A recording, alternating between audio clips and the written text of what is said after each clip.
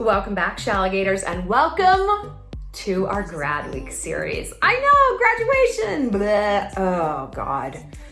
Life is stretching out before you, right? And it can be really hard to know what direction to go in. So this week, we're gonna do some videos on how to avoid or how to deal with, because you can't avoid it, how to deal with post-college burnout. I mean, you're just like, oh, you feel like you run the ultimate marathon and now someone's like, there's actually a new marathon starting and it ends when you're 65. If you're lucky, you won't get Social Security. Oh, how do you deal with this? We're also going to talk about how to figure out what your purpose is, how to find yourself and figure out like, what the hell am I supposed to be doing with my life for the next, however old I am, subtracted from 65. And my number one interviewing skills is someone who has hired a lot of people, and the number one interviewing red flag mistake you don't want to make.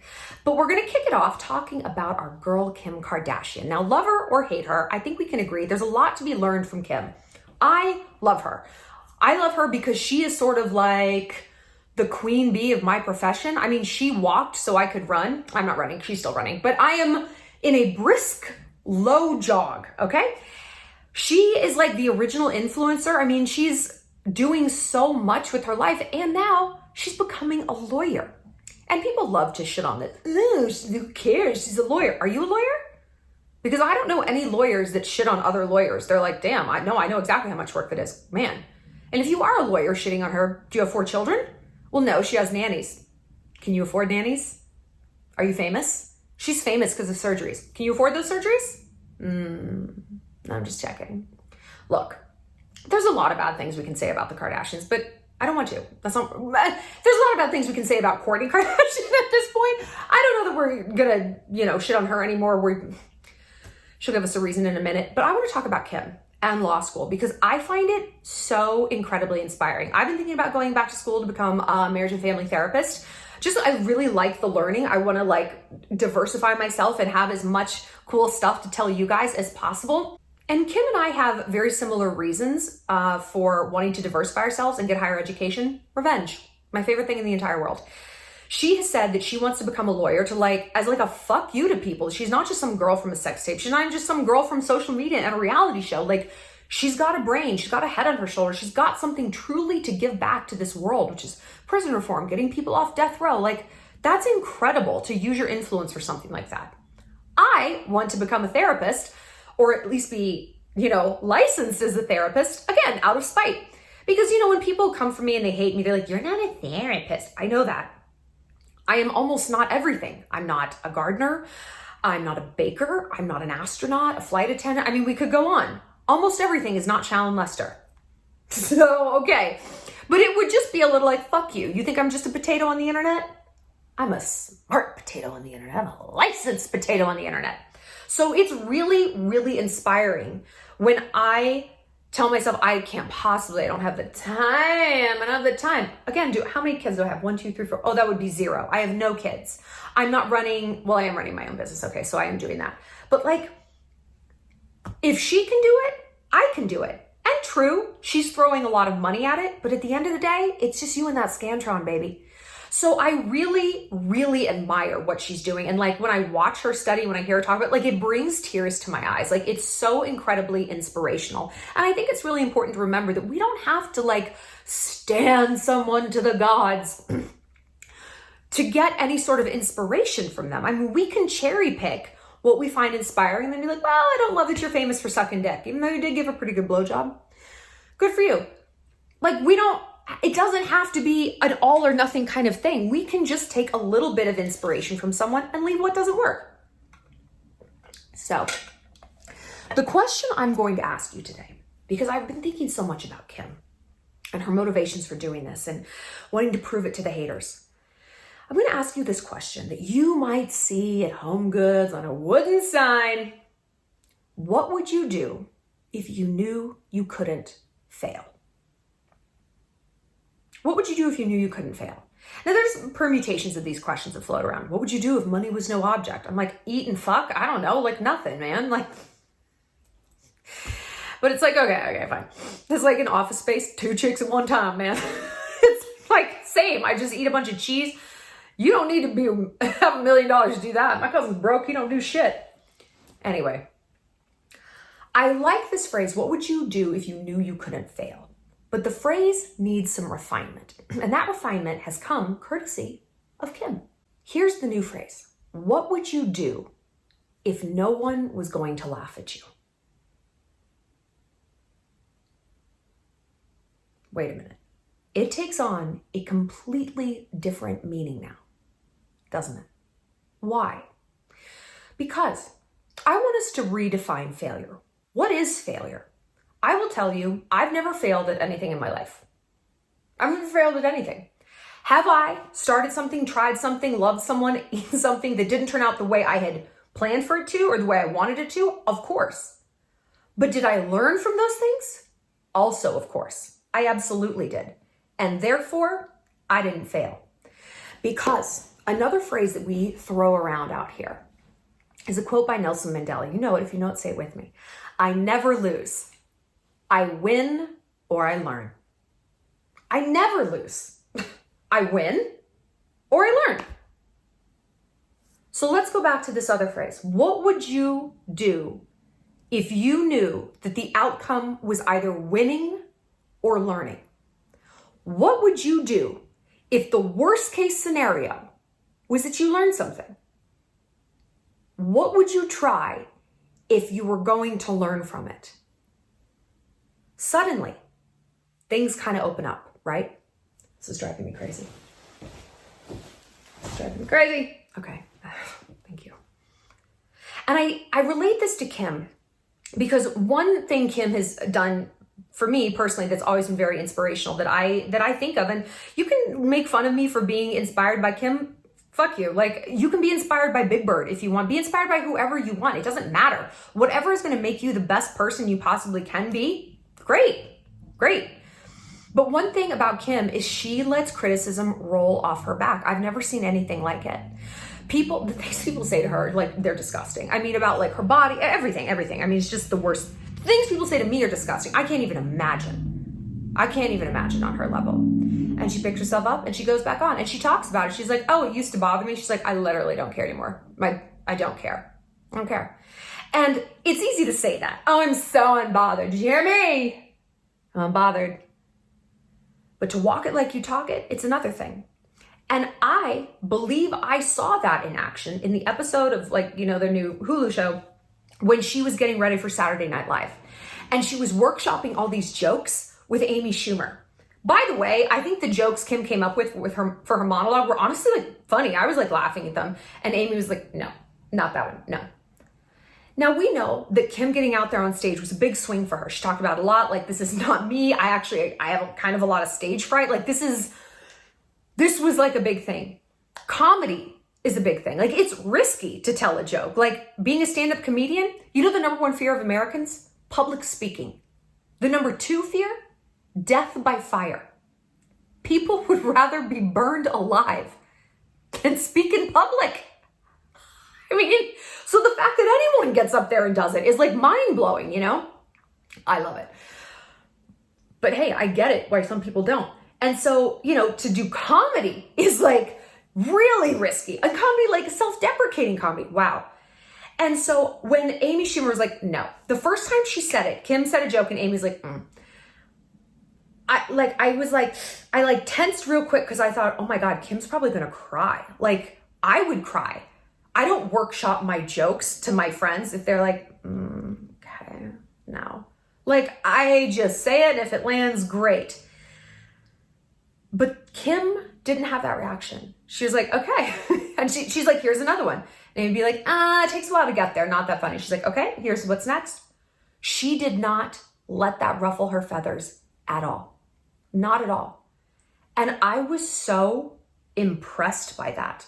And this has happened a bunch of times. Like, there were other scenes when she was like pitching jokes to like her family or Scott or whatever. And she was just like, oh, you don't think that's funny? Okay, fine. You don't think that's funny. And I'm like, holy shit. Like, she really doesn't let it bug her. That's amazing. That kind of Teflon ego, the things just roll right off. Wow. And to me, I don't know which came first, you know, the law school or the Teflonness, but I think they work in concert. It's like all the people saying she couldn't do it, she shouldn't do it, she's too stupid, she's a slut, whatever. She's like, cool, bye. She doesn't care. And when we look at our own lives, so much of the time, truly what we view as failure are the opinions of other people. So I want you to ask yourself, truly, are you defining failure as people are going to laugh at me? People are going to laugh at me. I did stand-up comedy once, just once. It was kind of a bucket list thing. My friend, she was a comedian. She's like, we've got an open mic, write some jokes, come up here. Like, you do improv, you can do this. And I was like, I was like ready to pee my pants, but I did it. I did it. And like, I define it as a success. I remember getting laughs. Was I bringing down the house? No, like it was my first attempt. Okay. I'm not going to compare my start with someone else's finish line or someone else's middle. I was brand new. So I wasn't looking at like, gosh, is everyone going to like me? That's not how I define success or failure. By the laughs, by what other people say. I define success or failure is, did I even have the guts to do it in the first place? And I did. I did. I got up there and did it for me. And I climbed that mountain and I overcame this incredible amount of fear. I mean, I was sweating bullets and dodging some. I did it. And so I'm like, hey, if I didn't win, I've learned. And I kind of did win because I proved to myself that I could do something. And I didn't fall flat on my face. I was not bad. But I also learned. I learned that, hey, fear is the precursor to courage. You will never have courage if you don't have fear. And without courage, you don't get that feeling of confidence. So fear is no longer a thing to be feared. Fear is this indicator, oh, we're on the right track. Something amazing is beyond that fear. There's something here for me to conquer. My ego's gonna love this. That's a win. There's no such thing as failure. So I want you to now redefine, now that we know this, now that you're so much wiser, what would you try? If no one was gonna make fun of you, well, Shallon, they are gonna make fun of you, okay? You're the one letting that penetrate. Salma Hayek, I think, has this quote. I'll do it in her cute little accent. I think she's from Oaxaca. No. She's from Mexico, but I can't remember where.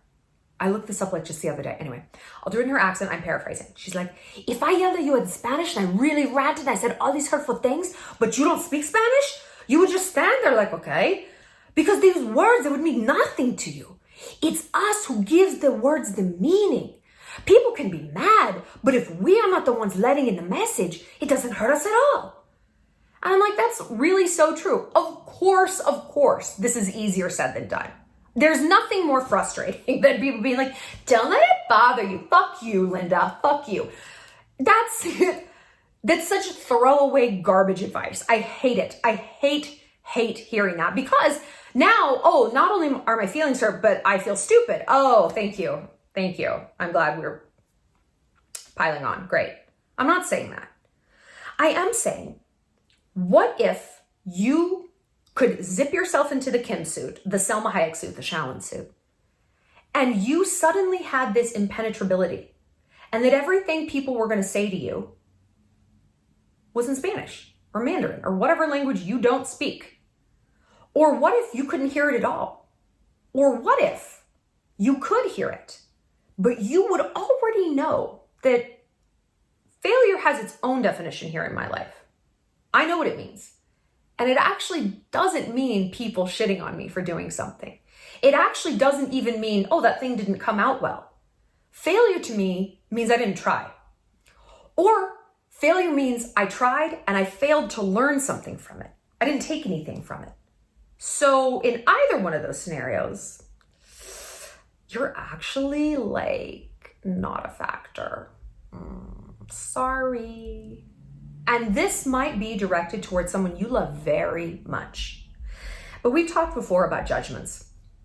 And I go back to the car of people who judge. In high school, there was this literal car of upperclassmen, gorgeous, all of them, just like the kings and queens of high school. And they would like carpool to school together and they'd be like, oh, we're cool. And my best friend Diane was like, that's the car of people who judge. And we just always latched onto that. And like, who is in your car of people who judge? Who is it? Because when I think about not trying something, not doing something, like, okay, I'll think about the vague losers on the internet. But I also weirdly focus on like actually those people in that car. Like Jim, Tara, Leia, like, did they give a shit what I'm doing with my life right now? No, like not at all. And yet I'm letting their judgment, which is not even a thing, hold me back from trying things and learning? Come on. When you phrase it like that, it's so ridiculous and so silly. It's so easy to dismantle. But what if your car of people who judge is a lot more real? What if it's, no, it's my mom and my sister who are constantly looking for ways to pick on me? Okay. So they pick on you. So they're like, you failed. You have to be the one to define failure. We don't let other people define that. Because look, we have to define success on our own too. We have to define beauty, fashion, tasty food, good sex. We're defining things on our own all the time. Why are you stopping right now when it actually really counts? No. This is the time to lean in. If I'm defining how hot is too hot on this burrito, God damn it, I'm defining success and failure as well. You define the success of a burrito. Are you defining the success and the failure of your own life? Why? Why not? Why are you outsourcing that? You don't outsource your soda to your little sister. I'll decide how much ice goes in there. Okay, thank you. Why are you outsourcing this huge aspect of your life to somebody else? What if you just took the reins back? And yeah, your definition might not be theirs. They might take a bite of your existential burrito and it's too hot. Okay, it's not your burrito. It's mine. I actually don't want you to like my burrito. It belongs to me. I want you to have your own perfect burrito. Your own perfect existential definition of a burrito. Because it's not going to be mine. And that's okay. As long as we can look at it like this and not need other people to want our burrito. This metaphor is going to go on forever. As long as we can be like, hey, you don't have to define success the way I do. Like when I did my stand-up comedy, my mom had notes for me after. And I was like, hey, I don't want to hear it. I was on a high. I wasn't on a high from the applause, the laughs, the agency that I signed with. I was on a high from proving to myself that I could do something. And I said, you know what? I got up there. I did it. I'm happy. And she's like, okay, great. We let it go. And maybe you don't have someone like that in your life. Maybe you'd be like, well, I'm just telling you that one joke, like, didn't really land, and blah, blah, blah. It's tough. It's tough to hear that. But when you have that idea of success and failure in your mind, right here, right at the end of your nose, it's going to bounce those other things off. You got that burrito in your hand. You're like, oh, it's too spicy. I'm actually really enjoying this. So more for me, I guess. More success for me, more learning for me, more growth for me. Sorry that this isn't how you define it. Sorry that you don't want me to feel successful. And I'm sorry that I have to see that now. I'm sorry I have to walk in the light of that truth. And I'm sorry that maybe I have to reconfigure my life a little bit to keep you at a bit of a distance. And I'm sorry I've got to spend more energy getting other people into my life who do maybe share my definition of success and failure, because they're out there. I mean, our definitions aren't really that wild. There's much more shades of gray in a burrito, you know? Like, I'm so blessed that I have friends here who are like, get up, try it. Do you know what I really want to start doing? And I'm excited to share this with you guys. I shouldn't even say this. I'm going to. Because you know what? I'm going to. I want to start stripping. I do. Part of the reason I wanted to lose weight, is I just obviously I didn't feel confident.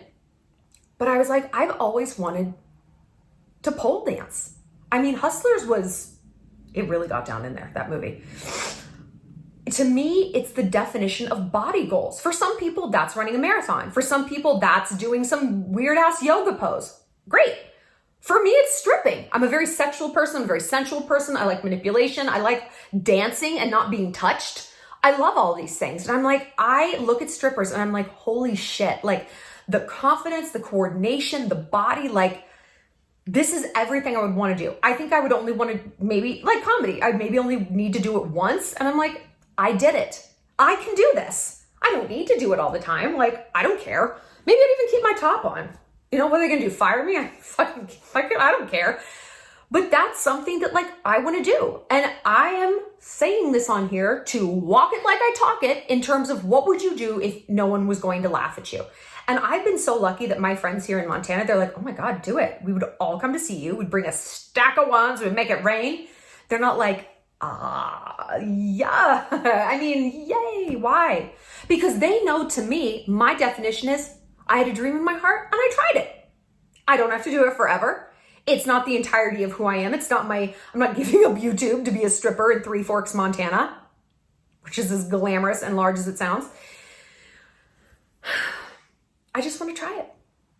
Okay. Because either I'll win as I define winning, and that just might be, I did it. I got up there. I did an inverted and a twist around, whatever. Or I learn. I learned that actually it's a scummy world. The girls were bitches. I don't enjoy people looking at me like that. I thought I did, but I don't. Okay. Worst case scenario, I have more data. And now this dream isn't just rattling around in my heart and my mind and, oh my God, I'm too much of a chicken shit to go after. Whatever that dream is, doesn't have to be stripping. It could be a million different things. But hey, at least now I know. And I'd rather know and fail, AKA learn, than never know. Studies show this, that like on their deathbed, people regret the things they didn't do, the things they didn't try. Very few people regret making that big swing, starting that business, daring greatly, because again, at least they learned. At least they know, hey, I can't make it onto American Idol. Hey, probably never going to get drafted onto the Seahawks. Okay, I gave it my best, and that's just not my path. At least I know. I don't have to spend my life being like, well, maybe if I had the courage. That's an awful feeling. So I'm going to get some lucite heels. Yep. And I'm going to limber up. Yeah, I'm going to do that. And I'll let you guys know how this goes. Sorry you're taking grad advice from a aspiring stripper in her 30s. It's where we are. For more, click like and subscribe. Like I said, we're going to be doing other videos. Also, we have our Shalligator getaway to Paris. Go ahead and click the link down below to join. The trip is half sold out. I can't wait to see you guys. And if you want some one-on-one help from me, the link is also down in the show notes to get connected with me. I answer every question. I'll see you later, Shalligators.